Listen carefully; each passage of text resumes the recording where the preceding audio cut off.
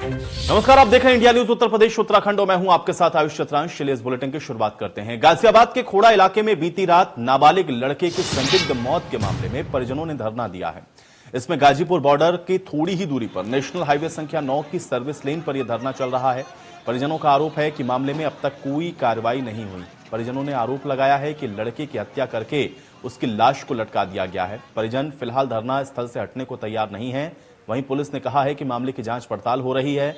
लड़के की लाश की पोस्टमार्टम रिपोर्ट का इंतजार किया जा रहा है, जिसके बाद इसमें आगे की कार्रवाई की जाएगी।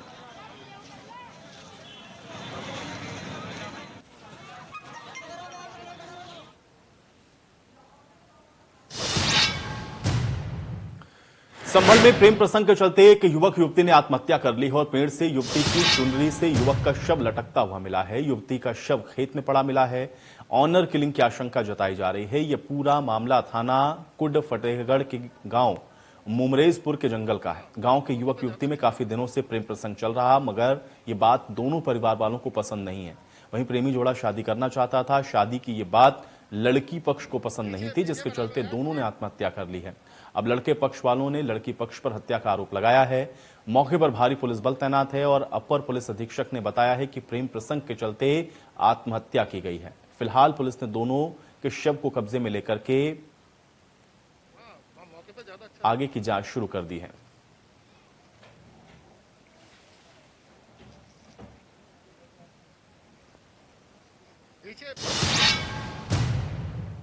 श्रावस्ती में 100 रुपए के लेनदेन में हत्या का मामला सामने आया है और खेत में नग्न अवस्था में शव मिला है। हत्या में शामिल एक आरोपी गिरफ्तार कर लिया गया है।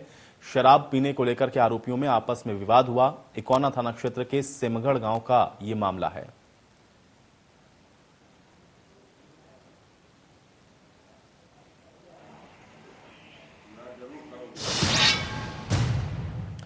गाजियाबाद में बीमे की रकम को पाने के लिए एक पति ने अपनी पत्नी को मारने का प्लान बनाया और इसके लिए आरोपी पति ने पत्नी को एक्सीडेंट में मारने के लिए एक सुपारी किलर को हायर किया।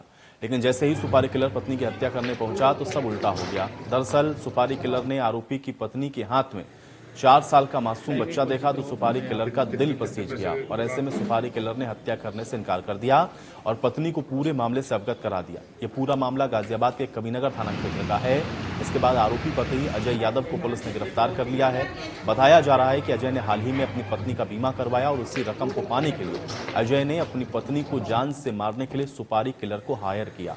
आरोपी पति अजय यादव और उसके एक साथी को गिरफ्तार किया गया।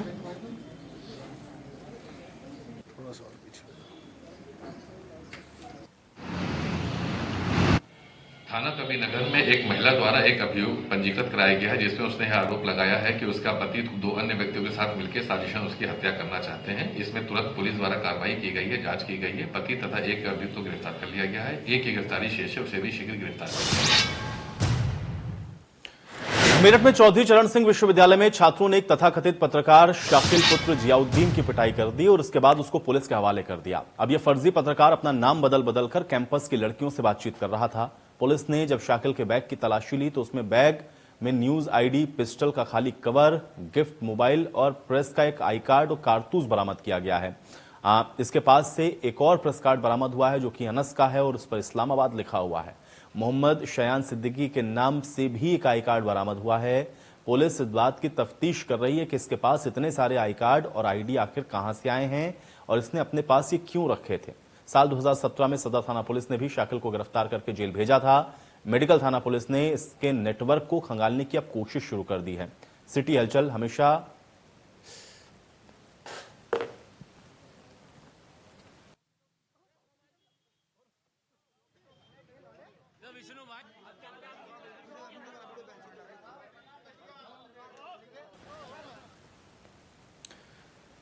मैनपुरी में चारागाह की भूमि बताकर बिना किसी सूचना के नोटिस पर बुलडोजर लगाकर प्रशासन के द्वारा 2 मकान को ध्वस्त करा दिए जाने का मामला सामने आया है। अब चारागाह की बताई जा रही इस जगह पर गांव में करीब 30 मकान बने हुए हैं।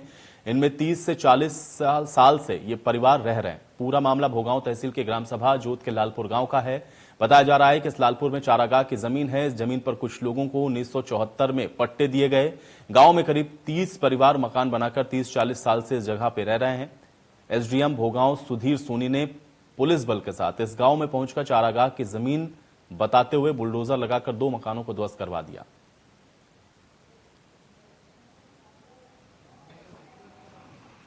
यहाँ पर साहब कार्रवाई क्या है, यहाँ पर ये बता रहे कि ये चलेगा की जगह, और प्रशासन लोगों ने कोई ना आदेश किया ना कुछ किया, आके बुलडोजर और ये सारी चीजें आके मशीन लगा दी और तोड़ने का नंबर लगा दिया।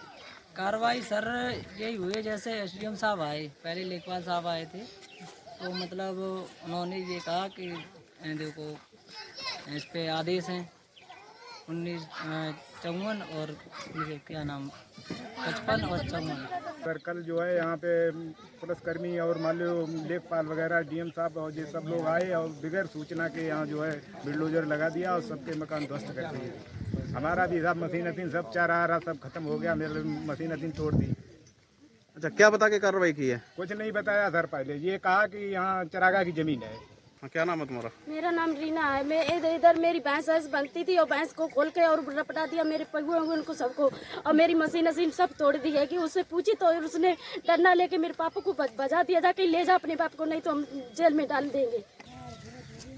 वो तो अचानक आए गाड़ी लेके और तोड़ने लगे। मैंने पूछा क्यों तोड़ रहे, क्या मैं तो शिकायत मिली है बोले, तो मैंने कहा शिकायत मिली है, यहाँ से हम पहले ही से रह रहे हैं। कितने समय से आप लोग रह रहे हैं परिवार? 20-25 साल से रह रहे हैं यहाँ पे। प्रशासन द्वारा कार्रवाई की गई है, लेकिन यहाँ पर मुझे कोई ना ही कोई सूचना दी गई है, ना ही किसी प्रकार के कोई आया हमारे पास, ना ही मेरे को जब टूटा गया मकान तब ना ही सूचित किया गया है मुझे। और मेरे गैर मौजूदगी में हम लोग बाहर गए थे और मेरी गैर मौजूदगी में पूरा मकान ध्वस्त कर दिया गया है। और जब पूछते हैं तो वो ये कहते हैं कि अब मकान में गैर आवासी पाया गया है। इसको जो नया निर्माणाधीन कब्जा हो रहा था, कोई रामबख्श मास्टर है और एक बगल में उनके कोई जाति व्यक्ति हैं, उनका भी गैर आवासीय कब्जे थे, उसको हटवा दिया गया है। और जो आवासीय रूप में प्रयोग में आ रहा है इसी चारागाह में ही, उनके विरुद्ध तहसीलदार कोर्ट में बेदखली का मुकदमा आज ही योजित कराया। वहीं प्रतापगढ़ के मांधाता इलाके में 2 दिनों में हुई 6 मौत पर पीड़ित परिवार और अफसरों का बयान अलग अलग है। जहां पर पीड़ित परिवार शराब के ठेके से शराब खरीदकर पीने के बाद हालत बिगड़ने से मौत की बात को कह रहा है, तो वहीं अपर पुलिस अधीक्षक पूर्वी ने अपना बयान सोशल मीडिया पर वायरल करते हुए दावा किया है कि शराब पीने से ये मौत नहीं हुई है, जबकि इस मामले में किसी भी मृतक का पोस्टमार्टम नहीं करवाया गया है। ऐसे में किस आधार पर अपर पुलिस अधीक्षक ये दावा कर रहे हैं और ये कितना सही है, ये अंदाजा आप खुद लगा सकते हैं। आपको बता दें कि जिले में अक्सर शराब से हो रही मौत की खबरें आती रहती हैं और जिले में कई बार अवैध शराब की फैक्ट्रियां पकड़ी गई हैं, तस्करी की। इसके अलावा राइस मिल, मुर्गी फार्म और भट्टों से भी बरामद हुई हैं। अब बड़ा सवाल यह है कि आखिर पुलिस बचाने में किसको लगी हुई है।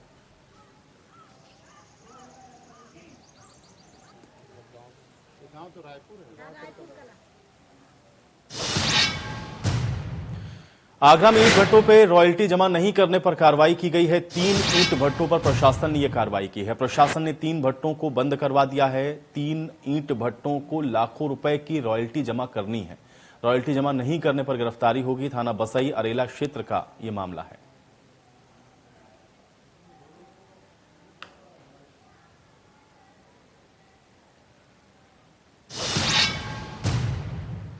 कानपुर में पनकी पुलिस के हत्थे एक सरिया चोर गिरोह चढ़ गया है। 2 साथियों समेत सरगना नीरज दीक्षित को पुलिस ने गिरफ्तार किया है। छापेमारी के दौरान सरिये से भरा ट्रेलर बरामद हुआ है। दुकान में सस्ते दामों पर चोरी की ये सरिया बेचते थे। अब तक लाखों रुपए का सरिया ये चोरी कर चुके हैं। पुलिस लगातार निगाह रख रही थी। Railway steel authority of India में ये सब चोरी को अंजाम देते थे। कानपुर के पनकी थाना क्षेत्र का ये मामला है।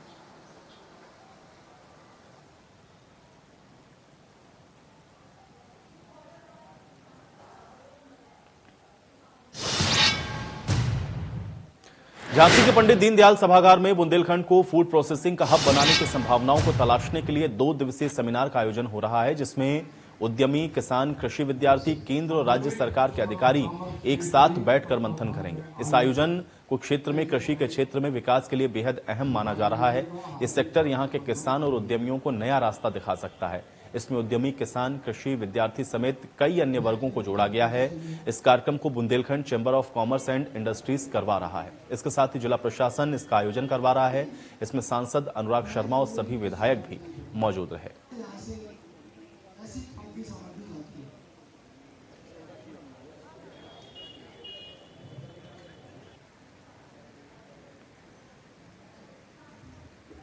से एवं कॉमर्स के संयुक्त तत्वावधान में आयोजित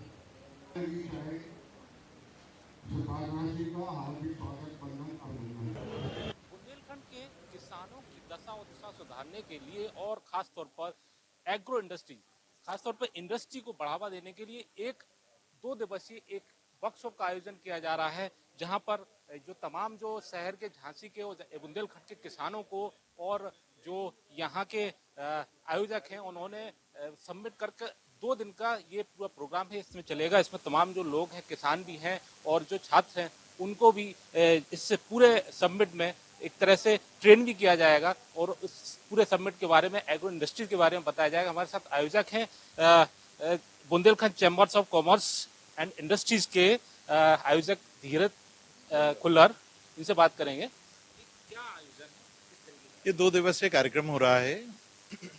इसमें बुंदेलखंड के ऊपर, बुंदेलखंड क्योंकि एक कृषि क्षेत्र है और कृषि कई प्रकार की यहाँ पे खेती किसानी होती है, किंतु उसको उचित दाम ना मिलने के कारण हमारे काश्तकार भाई जो हैं उनको बहुत अच्छा लाभ नहीं हो पाता है।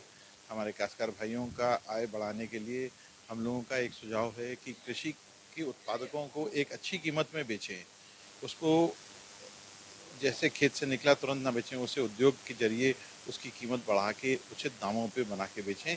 इसके बारे में ये 2 दिवसीय कार्यक्रम किया जा रहा है, जिसमें क्या क्या सुविधाएं सरकार शासन की तरफ से हैं, क्या पॉलिसियाँ नीतियाँ हैं, उनके बारे में बताया जाएगा। उत्तर प्रदेश और भारत सरकार की तरफ से बहुत सारे लोग आए हैं, कई वैज्ञानिक आए हैं, कंसल्टेंट्स आए हैं और फिर कई कॉरपोरेट्स आए हैं जो इस प्रकार के प्रोड्यूस को लेके मार्केट में बेचते हैं। फ्लिपकार्ट है, अमेज़ॉन है, ITC है, इस प्रकार के प्रोडक्ट्स को। तो यदि अगर हमारे क्षेत्र में कोई भी छोटा उद्योग लगता है और फूड प्रोसेसिंग का कोई प्रोडक्ट बनाता है, मान लीजिए टमाटो केचप बनाता है या अचार बनाता है, तो वो बड़े अच्छी तरीके से उसको अमेज़ॉन के माध्यम से पूरे विश्व में उसकी मार्केटिंग कर सकते हैं।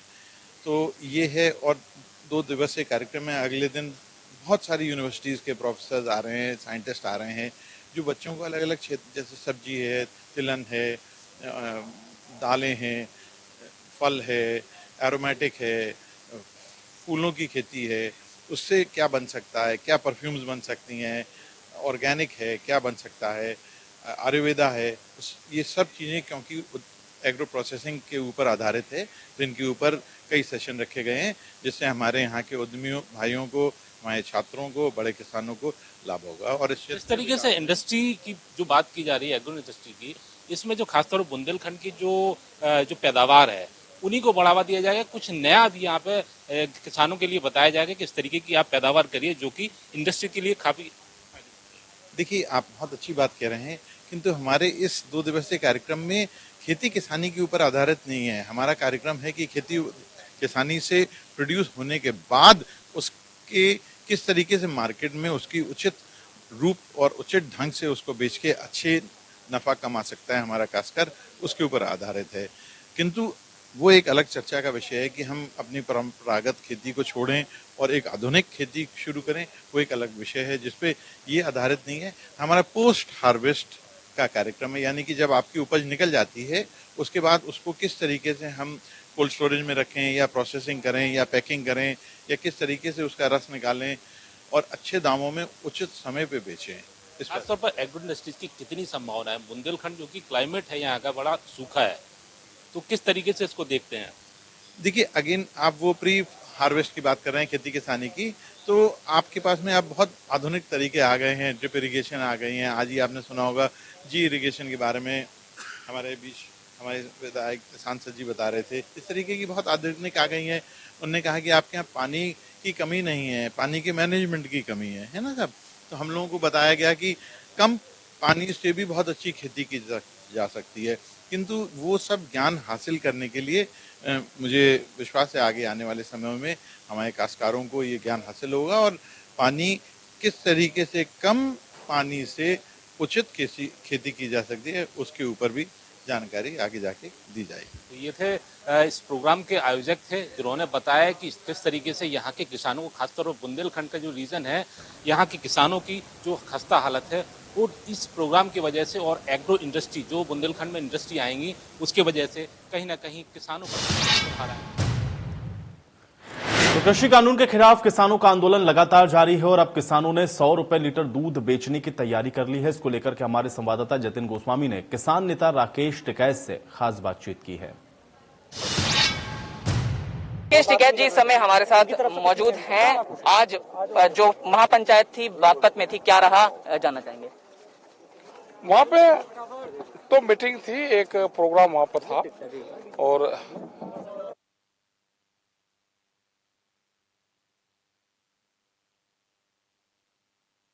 राकेश टिकैत जी इस समय हमारे साथ मौजूद हैं। आज जो महापंचायत थी बागपत में थी, क्या रहा जानना चाहेंगे। वहाँ पे तो मीटिंग थी, एक प्रोग्राम वहाँ पर था और तोमर खाप वहाँ पे उनका 26 साल दिल्ली में राज रहा, तो जो महाराजा सक्रांत थे उनका प्रोग्राम वो था, उसमें हम गए थे। अजीत सिंह जी भी, जयंत चौधरी भी, प्रियंका गांधी भी, केजरीवाल भी, अब सब यूपी पर फोकस कर रहे हैं, किसान आंदोलन को जोड़ते, क्या कहना। अच्छा, हाँ तो जोड़ना चाहो, वे भी तो ठहली बैठे अपना काम कर रहे हैं, बहुत बड़ा मैदान है यूपी तो बहुत बड़ी। ऐसा तो नहीं कि बाकी पार्टियां कहीं जमीन तलाश रही हैं, ये ऐसा कहीं नहीं, हमें क्या पता भाई, अपना जाओ काम करो। हाँ, एक बात बहुत इस समय ट्विटर पे चल रही है कि 100 रुपए लीटर दूध किसान देंगे, बीकेयू ने ये ऐलान किया, क्या कहना है। अच्छा, ये आटा बेच रही कंपनी है, उनका किसी ने नहीं चलाया, हम भी तो यही कह रहे कि उनका भी तो चलाओ।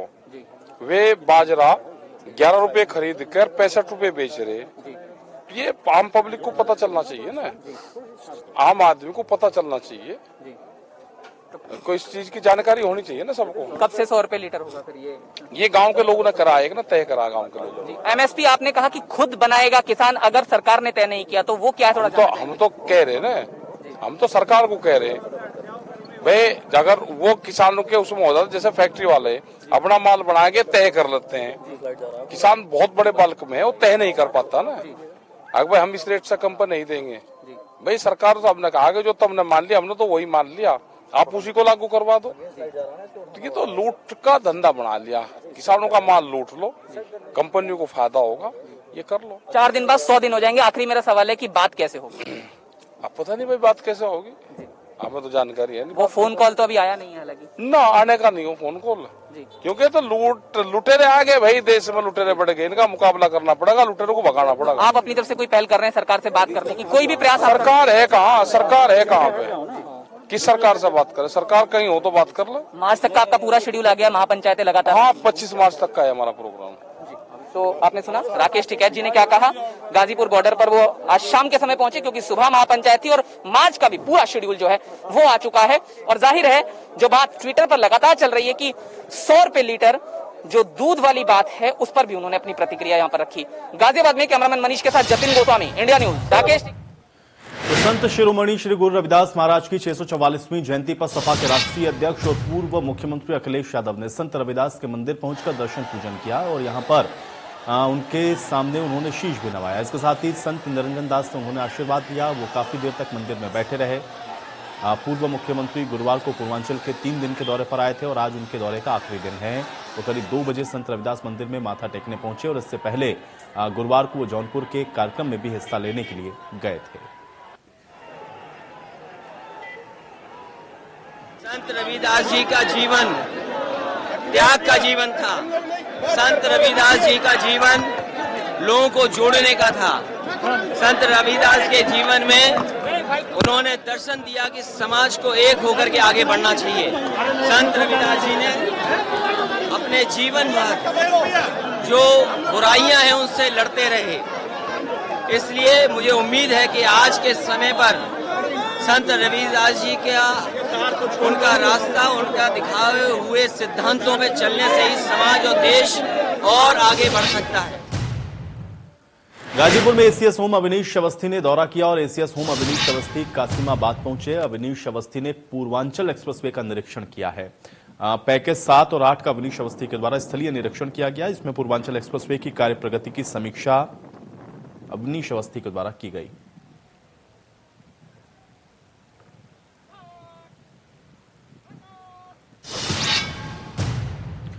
मथुरा के वृंदावन में आयोजित किए जा रहे कुंभ पूर्व वैष्णव बैठक का पहला शाही स्नान आज सकुशल संपन्न हुआ। इसमें हजारों साधु संतों ने मां यमुना के जल में डुबकी लगाकर अपने आप को कृतार्थ किया। शाही स्नान के चलते जिला प्रशासन के द्वारा सुरक्षा के पुख्ता इंतजाम किए गए थे। कुंभ पूर्व वैष्णो बैठक का पहला शाही स्नान का समापन हो गया है। शाही स्नान से पूर्व अनी और तीनों अखाड़ों के महामंडलेश्वर और हजारों साधु संतों ने कुंभ मेले प्रांगण के साथ साथ वृंदावन नगर में ढोल नगाड़ों के साथ ऊंट और घोड़ों पर बैठकर शाही सवारी निकाली। नगर में भ्रमण के बाद सभी साधु संत शाही घाट पर पहुंचे, जहां उन्होंने कृष्ण की पटरानी यमुना महारानी के किनारे बने घाट पर डुबकी लगाई। सुरक्षा व्यवस्था के चलते सभी साधु संत के साथ भारी संख्या में पुलिस फोर्स तैनात रही। यमुना किनारे बने घाट पर शाही स्नान करने आए साधु संतों पर हेलीकॉप्टर से पुष्प वर्षा भी की गई। साधु संतों ने यमुना में स्नान कर लाभ पुण्य भी कमाया।